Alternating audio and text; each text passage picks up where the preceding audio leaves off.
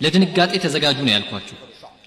እነዚህ 32 ስመጥር ምሁራን በ52ቱ የቤተ ክርስቲያኒቱ ቅርንጫፎች በመታገዝ ስለ ንጉስ ጀምስ መጽሐፍ የሚሉትን ስሙ።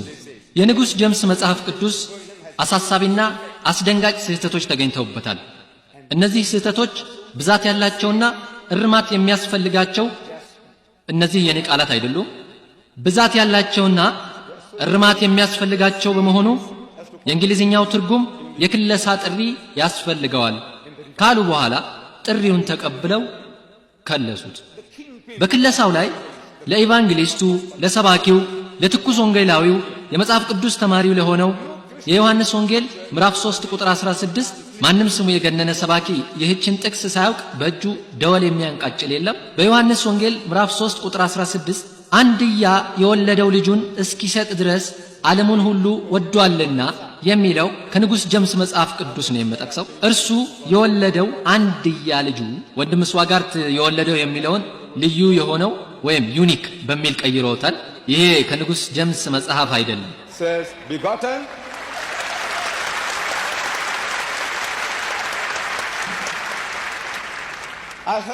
ወንድም ስዋጋርት የንጉስ ጀምስ መጽሐፍ ቅዱስ የሚለው ቢጎተን ወይም የወለደው ነው። ዛሬ ጠዋት ወንድም ስዋጋርትን በቲቪ ይሁን ወይም በቪዲዮ ሰምቻቸዋለሁ። ለቤተ ክርስቲያን ጓደኞቻቸው ወይም ለሆነ ለቡድን ሲናገሩ ነበር። ስለ ባቢሎን ወይም ስለ ሌላ ትምህርት እየሰጡ ነበር። የወለደው ወይም ቢጎተን የሚለውን ቃል ነበር የተጠቀሙት። ዛሬ ጠዋት በ8 ሰዓት ጊዜ ውስጥ ልዩ የሆነው ወደሚለው ተከረበቱ።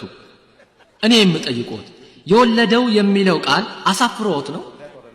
ኢየሱስ እግዚአብሔር የወለደው አንድያ ልጁ ነው ማለት አሳፍሮት ነው? ወንድም ስዋጋርት ከጻፏቸው መጽሐፍ 30 ያህል መጽሐፍቶቻቸውን እዚህ ከመምጣቴ በፊት ደቡብ አፍሪካ መግዛት ነበረብኝ። እነዚህ መጽሐፎቻቸው ናቸው የገዛኋቸው። ከ30 የሚበልጡ ናቸው። ማድረግ ስለነበረብኝ እያንዳንዱን በጥሞና አንብቤያለሁ።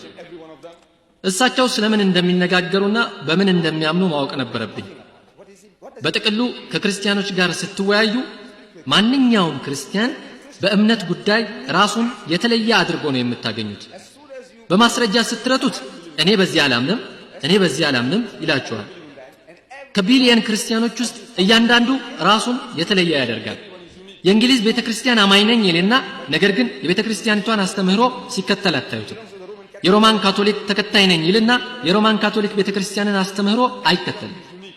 ሁሉም ለየት ያሉ ናቸው። ስለዚህ በእሳቸው መጽሐፍ ውስጥ እንዴት ግልጽ ብለው እንደተጻፉ እንመልከት። እሳቸው የዮሐንስ ወንጌል ምዕራፍ 3 ቁጥር 16 የተወለደ ቢጎትን በማለት ግልጽ ባለ መልኩ ጠቅሰውታል። በዚህ ምሽት ደግሞ ልዩ የሆነ ዩኒክ ብለው ቀየሩት። ምክንያቱ ይታያችኋል፣ ግልጽ ነው። ሙስሊሞች የዚህ አይነቱን አጠራር አጥብቀው ስለሚቃወሙ ነው። በቁርአን እንደተነገረን ለም የሊድ ወለም ይውለድ አላህ ሱብሓነሁ ወተዓላ አይወልድም አይወለድምም ተብለናልና ነው። እርሱ አምሳያ የለውም። ወለም የኩን ለሁ ኩፉወን አሐድ። ቁርአን በሌሎችም ኃይለ ቃላት ይሄንን ልጅ ወለደ የሚለውን እሳቤ ያወግዛል። ምክንያቱም የመውለድ መነሻው የእንስሳ ባህሪ ስለሆነ ነው።